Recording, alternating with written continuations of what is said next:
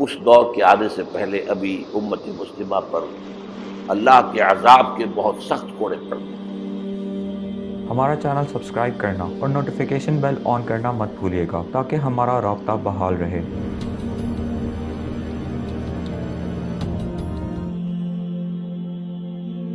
آج تاریخ کا قافلہ کہاں کھڑا ہے نوٹ کر لیجئے۔ انگریز گیا، فرانسیسی گئے، ولندیزی گئے، ڈچ گئے، اسپینیئرز گئے، اطالوی گئے، سب گئے۔ عالم اسلام آزاد ہو گیا نا، لیکن بائی پراکسی انہی کی حکومت جاری ہے ابھی، انہی کے تہذیبی شاگرد، انہی کے غلام، انہی کے ایجنٹ آج پورے عالم اسلام پر حکمران۔ صرف یہ کہ پہلے وہ براہ راست حکومت کر رہے تھے، اب بائی پراکسی کر رہے ہیں۔ یہ دور انٹرم پیریڈ ہے، چوتھا دور ختم ہوا ہے، پانچواں آیا نہیں ہے، لیکن پانچواں زیادہ دور نہیں ہے، یہ دور آئے گا۔ پہلی بات تو یہ کہ آئے گا، اس میں نے قرآن سے بھی ثابت کر دیا، حدیث سے بھی ثابت کر دیا۔ اس میں جو شک کرے میرے نزدیک اس کے ایمان میں شک ہے۔ اچھا، اب جب آئے گا تو کس شان سے آئے گا؟ اب جب آئے گا گلوبل ہوگا۔ ویسے بھی اب دنیا گلوبلائز ہو چکی ہے، آج تو آپ کہتے ہیں دنیا کیا ہے، اٹس اے گلوبل ولیج۔ اس دور کے آنے سے پہلے ابھی امت مسلمہ پر اللہ کے عذاب کے بہت سخت کوڑے پڑ گئے۔ معافی چاہتا ہوں۔ اگر رسولوں کی شان یہ تھی کہ وہ مبشر بھی تھے اور نذیر بھی تھے، تو میں بھی ایک ادنا غلام انہیں کا ہوں۔ میں جو کہہ رہا ہوں قرآن حدیث سے کہہ رہا ہوں۔ یہ عذاب کیوں آئے گا؟ امت مسلمہ بحیثیت مجموعی اللہ کی نگاہ میں مجرم، بہت بڑی مجرم۔ کیوں؟ ایک انچ زمین دنیا میں نہیں دکھا سکتی جہاں اللہ کا دین قائم۔ یہ مذہب ہے، مسجدیں ہیں، حج ہے اور عمرے ہیں، یہ مذہب ہے۔ دین کہاں ہے؟ اللہ کا نظام کہاں ہے؟ دین حق کہاں ہے؟ وہ نظام عدل کہاں ہے؟ وہ نظام سیاست کہاں ہے؟ وہ قانون شریعت کہاں ہے؟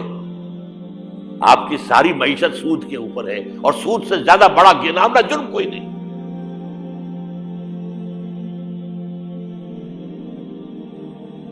سود سے زیادہ بڑا گھناونا گناہ کوئی نہیں، جس کے بارے میں حضور نے فرمایا الربا 70 جزءا یحوما، 2 حدیثیں ہیں یہ۔ ربا کے 70 حصے ہیں، یہ 70 گناہ ہیں، 70 گناہ ہیں، جن میں چھوٹے بھی ہیں بڑے بھی ہیں، 70 گناہ۔ ایسا رہا ان میں سب سے چھوٹا اس کے مساوی ہے ان ينكح الرجل امه، کہ کوئی شخص اپنی ماں سے زنا کرے۔ سنن ابی داؤد کی روایت ہے، سن لیجیے، پڑھ لیجیے۔ سارا نظام آپ کا کہاں ہے؟ تجارت ہو تو اس پر ہے، زراعت ہو تو اس پر ہے، بیج لیا تھا تو سودی قرضے پہ لیا تھا، اس کے بعد جو اس کے لیے کھاد خریدی تھی سودی قرضے پہ خریدی تھی، پیسٹی سائڈز خریدے تھے سودی قرضے پہ خریدے تھے، اس کے بعد اگر کوئی ہارویسٹر لیا ہے، کوئی اور لیا، ٹریکٹر لیا تو سودی قرض، سود، ہر دانے گندم میں سود ہے۔ کوئی شخص بچا ہوا نہ، میں بچا ہوا نہ بچے ہوا، کوئی بچا ہوا۔ سارا کاروبار، ساری سمت و حرفت، ساری حکومت، پوری حکومت، پوری قوم سود کے اندر جکڑی ہوئی۔ ایک ایک شخص، کہاں ہے اسلام؟ آپ میری بات سمجھ لیجئے، اسلام کے 2 حصے کر لیجئے، اسلام بطور مذہب، اسلام بطور دین۔ اور یہ تو آپ قرآن پڑھتے ہیں، پورے قرآن میں مذہب کا لفظ تو آیا ہی نہیں ہے۔ حدیث کے ذخیرے میں بھی میری امکان، میرے معلومات کے حد تک کہیں نہیں ہے۔ یہ مذہب تو ہمارے یہاں استعمال ہوتا تھا فقہوں کے لیے، مذہب حنفی، مذہب مالکی، مذہب شافعی، مذہب حنبلی، اب ایک مذہب سلفی اہل حدیث حضرات کا ہو گیا ہے، مذہب ظاہری، بعض مذہب جعفری، یہ فقہوں کے لیے تھا۔ مذہب کیا ہے؟ مذہب کا نام 3 چیزوں کا مجموعہ مذہب ہے، کچھ عقائد، کچھ عبادات، کچھ رسومات۔ بچہ پیدا ہوگا تو کیا کریں گے؟ عقیقہ کریں گے۔ کوئی فوت ہوگا تو کیا کریں گے؟ جنازہ پڑھائیں گے، کفن دفن کریں گے۔ شادی ہوگی تو کیا کریں گے؟ ایجاب و قبول ہوگا، ولیمہ ہوگا۔ یہ رسومات ہے۔ دین یہ نہیں ہے، دین ہے اللہ کا دین، اللہ کا نظام، اللہ کا قانون۔ وَمَن لَّمْ يَحْكُم بِمَا أَنزَلَ اللَّهُ فَأُولَٰئِكَ هُمُ الْكَافِرُونَ۔ جو اللہ کی اتاری ہوئی شریعت کے مطابق فیصلے نہ کرے وہی تو کافر ہے۔ میں اور آپ کون ہیں؟ برا نہ مانیے۔ فیس دی فیکٹس۔ اور یہ فتویٰ کس کا ہے؟ اللہ کا ہے۔ وَمَن لَّمْ يَحْكُم بِمَا أَنزَلَ اللَّهُ فَأُولَٰئِكَ هُمُ الْكَافِرُونَ وَمَن لَّمْ يَحْكُم بِمَا أَنزَلَ اللَّهُ فَأُولَٰئِكَ هُمُ الظَّالِمُونَ وَمَن لَّمْ يَحْكُم بِمَا أَنزَلَ اللَّهُ فَأُولَٰئِكَ هُمُ الْفَاسِقُونَ۔ 3 فتوے ہیں اس مفتی اعظم کے، جو ہماری اتاری ہوئی شریعت کے مطابق فیصلے نہیں کرتے وہی تو کافر ہیں، وہی تو مشرک ہیں، وہی تو فاسق ناہنجار ہیں، باغی۔ یہ ہے امت مسلمہ کا حال۔ اب سعودی عرب ذرا پیچھے پیچھے چل رہا تھا، اب آگے بڑھ رہا ہے۔ امریکہ کے غلام بکے ہوئے، سولڈ۔ تو میں نے کیا بات کہی ہے نوٹ کر لیجئے۔ ہم بحیثیت مجموعی اللہ کے مجرم ہیں، باغی ہیں۔ کیوں؟ ہم نے کلونیلزم سے آزاد ہونے کے بعد، جب تک انگریز تھا ہم کہتے تھے ہم کیا کریں، ہم تو مجبور ہیں۔ کہیں فرانسیسیوں کی حکومت تھی، کہیں ولندیزیوں کی تھی، کہیں ہسپانویوں کی تھی، کہیں اطالویوں کی تھی، کیا کریں؟ جب وہ سارا پردہ ہٹا دیا، کسی ملک نے قرآن کو اپنا امام نہیں بنایا، اللہ کی طرف رخ نہیں کیا۔ یہ جو ہماری کوئی 150 ارب، ان کا تجزیہ کر لیجئے، 30 کروڑ کے قریب عرب ہیں، یہ امیین جن کا حضور نے کہا تھا تمہاری طرف خاص طور پر بھیجا گیا، انی لرسول اللہ علیکم خاصۃً۔ ان کو کتنا بڑا مقام ملا کہ محمد ان میں سے تھے صلی اللہ علیہ وسلم۔ اور نمبر 2، ان کی زبان میں اللہ کا کلام ہے۔ ہم تو کیسے پڑھیں اللہ کا کلام؟ عربی سیکھیں، گرامر سیکھیں، گردانے رٹے، چٹائی توڑ تعلیم حاصل کرے تو قرآن پڑھے نا۔ ان کی تو مادری زبان میں ہے۔ پھر انہوں نے امام نہیں بنایا تو سب سے بڑے مجرم وہ ہے۔ باقی جو 120 کروڑ ہے ان میں نمبر 2 ٹاپ کا مجرم مسلمانوں نے پاکستان۔ وائی؟ تم نے ایک ملک کی تقسیم کرائی، ہم سے دعائیں کی تھی کہ اللہ انگریز کی غلامی سے نکال کر ہمیں ہندو کی غلامی محمد دے دے، اے اللہ ہمیں ایک آزاد ملک دے دے، علیحدہ ملک دے دے۔ اللہ تیرے دین کا بول بالا کریں گے، تیرے دین کے نمونہ دکھائیں گے دنیا کو۔ یہ علامہ اقبال کا خواب تھا جو 1930 میں انہوں نے دیکھا تھا۔ ایک تو یہ کہ ہندوستان کے شمال مغرب میں ایک آزاد اسلامی ریاست قائم ہوگی، آزاد مسلمان ریاست۔ وہ تو 17 سال کے بعد ہو گئی، 37 کا خطبہ تھا، 47 میں قائم ہو گئی۔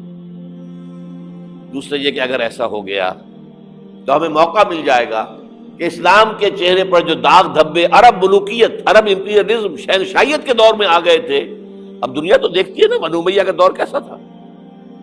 آخر ہماری تاریخی کا داغ ہے نا۔ واقعہ کربلا کس کا داغ ہے؟ واقعہ ہرا کس کی تاریخ کا داغ ہے؟ ہمارے چہرے کا داغ ہے نا۔ تاریخ تو ہماری ہے۔ ہم یہ چہرے پر، اسلام کے چہرے سے یہ داغ دھبے دھو کر اصل اسلام اور اس کا عہد حاضر کے تقاضوں کے مطابق ایک نظام قائم کر کے دنیا کو دکھائیں گے، ایک مثال ہوگی۔ اور قائد اعظم نے کہا تھا یہ ایک روشنی کا مینار ہوگا۔ But we went back upon our promise۔ ہم نے اللہ سے وعدہ، اللہ نے کہا ٹھیک ہے لوگ۔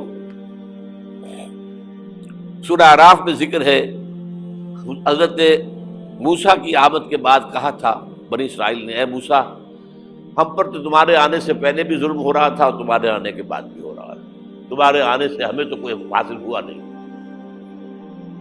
سورہ اعراف میں ان کا قول ہے عصا ربکم ان یہلک عدوکم ویستخلفکم فی الارض فینظر کیف تعملون، قریب ہے کہ تمہارا رب تمہارے دشمن کو ہلاک کر دے، فرعون اور لاؤ لشکر کو غرق کرے، تمہیں دنیا میں حکومت دے، پھر دیکھے گا تم کیا کرتے ہو۔ اللہ نے ہمارے دشمن کو قتل کیا ہے۔ گاندھی کے لیے یہ موت سے کم بات نہیں تھی، کانگریس کے لیے یہ موت سے کم بات نہیں تھی۔ بھارت ماتا کے ٹکڑے، کچھ ہی دنوں پہلے گاندھی نے کہا تھا میری لاش کے اوپر پاکستان بن سکتا ہے، بنا، کیسے بن گیا؟ وہ اللہ کا فیصلہ ہے، یہ معجزہ تھا۔ رمضان المبارک کی 27ویں شب کو نازل ہوا ہے، جو رات نزول قرآن کی ہے وہی رات نزول پاکستان کی ہے، معجزہ تھا۔ لیکن تم نے تو محل بنائے ہیں، تم نے دنیا بنائی ہے، تم نے موٹر وے بنا لی ہے، ہمارا دین کہاں ہے؟ نمبر 2 مجرم ہم۔ چمن کے مالک اگر بنا لیں موافق اپنا شعار، اب بھی چمن میں آ سکتی ہے پلٹ کر چمن سے روٹھی بہار، اب بھی ہو سکتا ہے۔ اور یہ بھی ہو سکتا ہے کہ اللہ تعالیٰ نے معجزانہ طور پر ہمیں ملک دیا، ہم نے اللہ سے بدعہدی کی، وعدہ خلافی کی، غداری کی، لہذا سزا دی جائے اور ہم سے یہ ملک چھین لیا جائے۔ اٹس جسٹ پاسبل، دور نہ سمجھے، اس انہونی بات نہ سمجھے۔ جو گھیراؤ ہو رہا ہے آپ کے مغرب میں نیٹو فورسز اور مشرق میں بھارتی فورسز گدھوں کی طرح بیٹھے ہوئے انتظار کر رہے ہیں پاکستان اور ڈسٹیبلائز ہو جائے، یہاں اور بدامنی ہو جائے اور ہمیں جواز مل جائے، مغرب سے نیٹو فورسز داخل ہو جائیں، مشرق سے بھارتی فورسز آ جائیں اور ہمارے ایٹمی دانت توڑ کر اور پھر ہمیں بھارت کے سامنے ڈال دیا جائے، نو ڈو ایز یو لائک۔ یہ ان کا نقشہ ہے، ہوگا کیا وہ اللہ جانتا ہے، ہوگا وہ جو اللہ چاہے، لیکن اللہ کا چاہنا جو ہے وہ کس پر منحصر ہے؟